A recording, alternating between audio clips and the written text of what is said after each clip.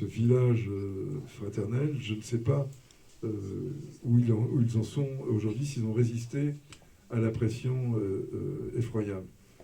Donc rappelons qu'il existe dans certains segments de la société israélienne des organisations israélo-palestiniennes, et d'ailleurs, comme exemple de ça, enfin exemple un peu, comment dire, à la marge, mais exemple tout de même, il y a ce film No Other Land, que je vois qu'un certain nombre de gens l'ont vu. Ceux qui ne l'ont pas vu, je ne peux que les encourager à aller le voir. C'est un film absolument magnifique, un film exceptionnel, à la fois émouvant et très fort. Eh bien, c'est un film co-réalisé par un réalisateur palestinien, un réalisateur israélien. Le réalisateur israélien, qui s'appelle Yuval, enfin, je me rappelle leur prénom, le palestinien s'appelle Basel et l'israélien s'appelle Yuval.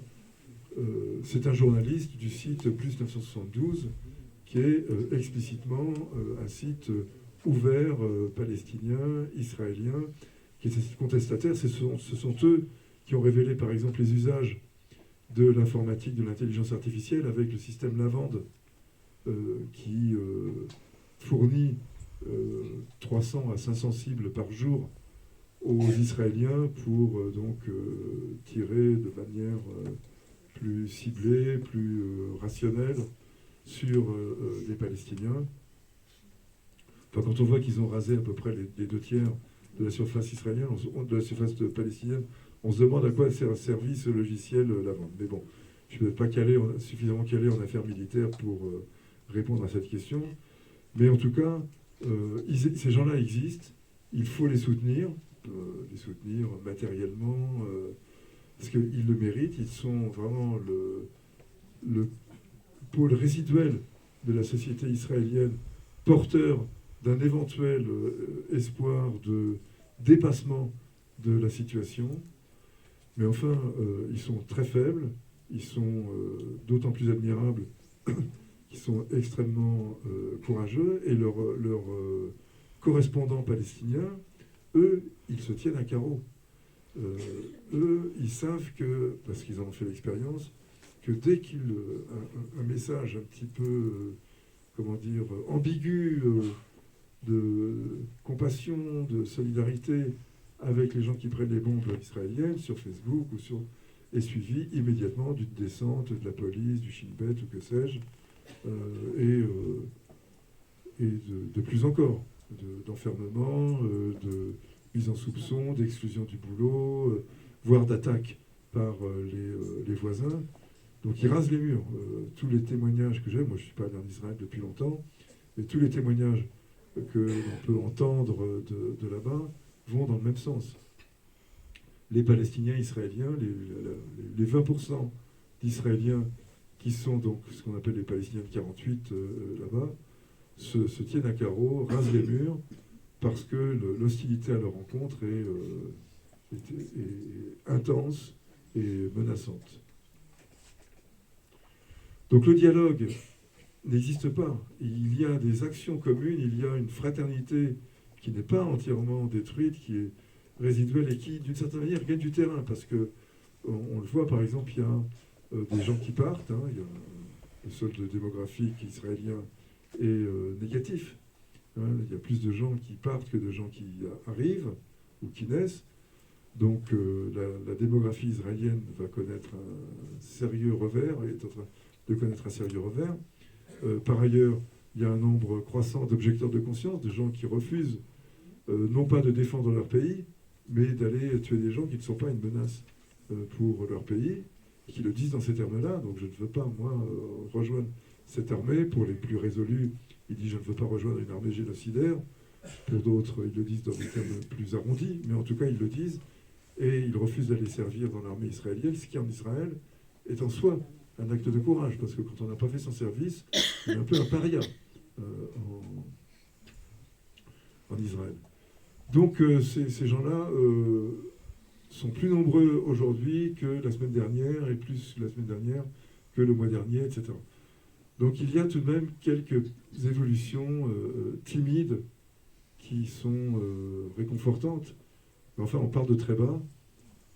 On est dans une société ultra droitisée, comme on va dire. Il y a, je pense, un tiers ou pas loin de la moitié des gens qui acceptent l'idée qu'on ne peut pas être simultanément un État juif et démocratique, pour des raisons assez évidentes. À ce moment-là, il faut être un État juif. Et dehors, la démocratie. Voilà. Et de fait, c'est ce qui se passe. Hein, c'est un État identitaire, c'est un État, disons, zébourien, Israël.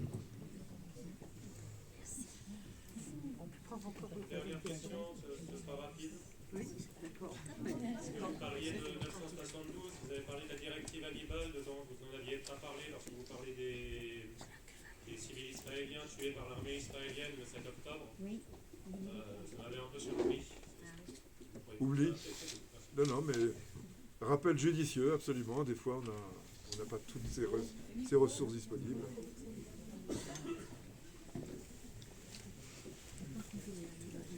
Je sais pas. Ah oui. Oui, donc cette personne me rappelait que j'aurais dû évoquer la directive Hannibal, qui est une directive militaire au terme de laquelle un otage, si on n'est pas sûr de pouvoir le libérer, doit être sacrifié. C'est ça, grosso modo. Et donc, Netanyahou est porteur de la directive Hannibal, naturellement.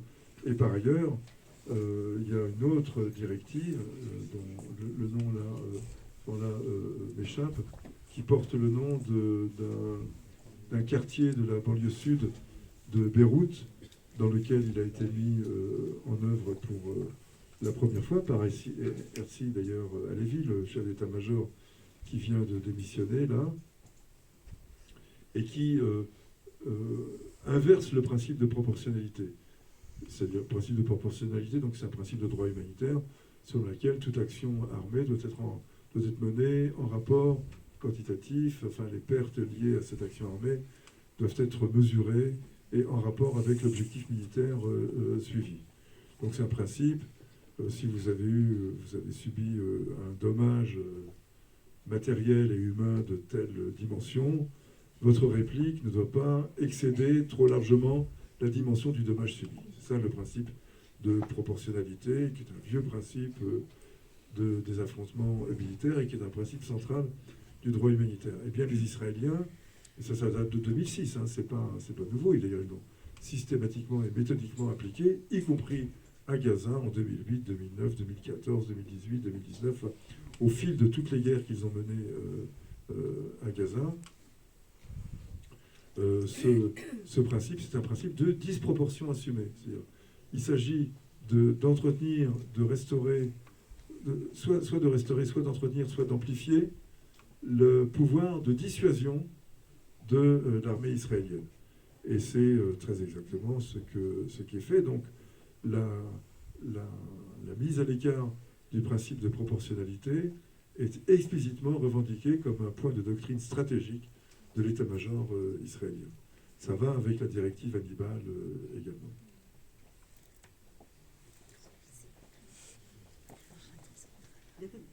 Une autre question encore?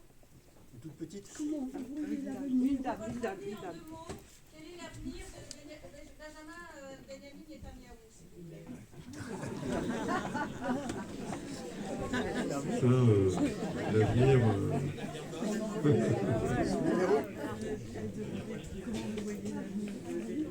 Moi, je pense, mais c'est un pari hasardeux,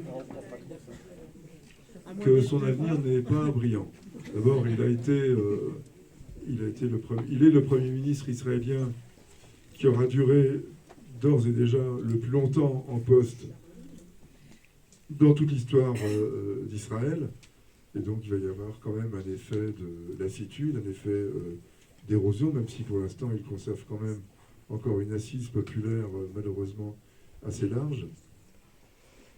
Mais par ailleurs, quand, disons, à un moment, il va y avoir des élections en Israël, cette année ou l'année prochaine, donc dans 1 an et demi au maximum, il y aura des élections en Israël. Et il n'est pas sûr du tout de les remporter. Il n'est pas sûr qu'il les perde, mais il n'est pas sûr du tout de les remporter. S'il les perd, il tombera sous le coup de la justice israélienne. Mais pas pour les dizaines de milliers de morts et toutes les horreurs qu'il a commises, mais pour les délits dont il s'est rendu coupable au sein de la société israélienne, c'est-à-dire corruption, abus de pouvoir, abus de biens sociaux, etc. C'est ça. Et pour ça, il peut aller en prison. Je rappelle qu'il y a un Premier ministre et un président israélien qui ont été en prison pour viol et détournement, je crois, détournement de biens, quelque chose, ou abus de biens sociaux, je ne sais pas. Donc il est possible en Israël, c'est d'ailleurs un point dont se réclament les pro-israéliens en mettant en avant le fait qu'un Premier ministre ou un président israélien peut se retrouver en prison, alors que, suivez mon regard, dans bien d'autres pays, ça ne se fait pas. Hein, et ça n'est pas faux. Hein, et Chirac, avant lui, etc., effectivement, ils ont échappé à la prison. Sarko, et c'est vrai, la société israélienne est démocratique pour les Juifs. Mais les Juifs ne sont pas l'unique composante de la société israélienne. Et c'est bien plus. D'ailleurs, pour cette raison qu'on peut parler d'apartheid. Au passage, je le signale comme ça, et c'est bien pour ça que, par exemple, le boycott est parfaitement légitime dans une situation d'apartheid. Mais donc, Bibi pourrait se retrouver sous les barreaux. Ça n'est pas impossible, mais ça n'est pas non plus... c'est une spéculation. C'est une hypothèse. Je suppose qu'il perd des élections, que les enquêtes reprennent, enfin d'ailleurs elles n'ont jamais été totalement lâchées, et que le procès débouche sur une condamnation à la prison ferme. Donc ça fait quand même 2-3 hypothèses qui ne sont pas forcément vérifiées dans la réalité. On en prend encore une dernière. Oui. Une dernière, voilà.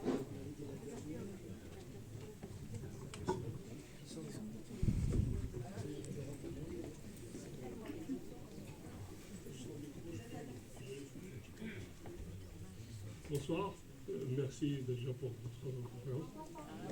Ah d'accord. Je voulais juste avoir votre avis, s'il vous plaît, par rapport à la nouvelle Gaza qui sont en train de créer actuellement les colons et l'armée israélienne en Cisjordanie, en particulier à Jenin. Est-ce que ce n'est pas la contrepartie accordée par Trump dans le deal qu'il a passé avec Netanyahou pour qu'il accepte le cessez-le-feu actuel?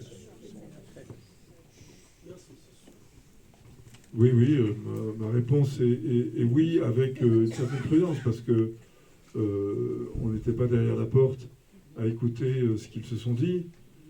Donc, on n'en sait rien. Mais enfin, tout laisse à penser que c'est de ça qu'il s'agit. Il y a un élément troublant qui est la reprise, le partage, comme on dit, sur son réseau, sur son compte X, par Trump, d'une interview ou d'une déclaration de Jeffrey Sachs, donc, qui est un universitaire et économiste américain, ancien spécialiste des questions internationales, etc., qui a des interventions extrêmement courageuses, extrêmement audacieuses dans le contexte américain.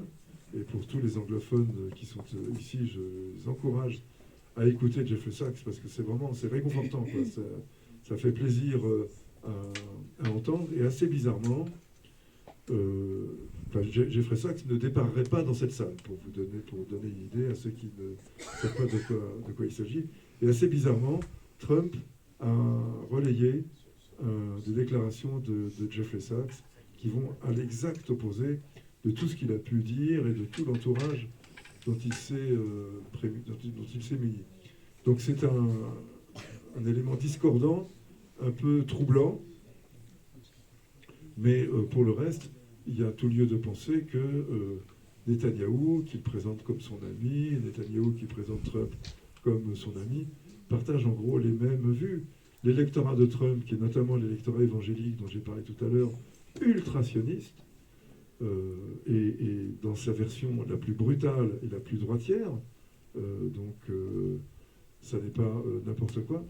Tout cela incite à penser que Netanyahou a bel et bien affiché son programme quand à l'Assemblée générale de l'ONU, il a exhibé la carte d'Israël telle qu'il se la figure, c'est-à-dire étendue sur toute la Palestine mandataire, avec un panneau où ne figurait ni la Cisjordanie, ni, je crois même, Gaza qui aura toujours un statut un peu particulier, mais la Palestine ou Israël du fleuve à la mer, comme il est convenu de dire, ça c'est le programme explicite, il n'en fait pas mystère, de Netanyahou. Trump ne l'ignore pas et même soutient, je crois, ce programme. Alors la seule difficulté, ça va être, et c'est ce dont je parlais un peu plus tôt, avec l'Arabie Saoudite, qui va forcément protester un peu. Alors jusqu'où l'Arabie Saoudite va-t-elle protester? De quoi va-t-elle se contenter? Peut-être d'un Bantoustan, de quelques îlots de terre reliés par des corridors, des souterrains ou des choses de ce type, qu'on appellera État palestinien et qu'on donnera en pâture à la presse internationale comme une manœuvre de diversion. Personnellement, c'est mon pari. C'est, me semble-t-il, ce qui est le plus probable. Mais enfin, je n'en sais rien, c'est une pure hypothèse.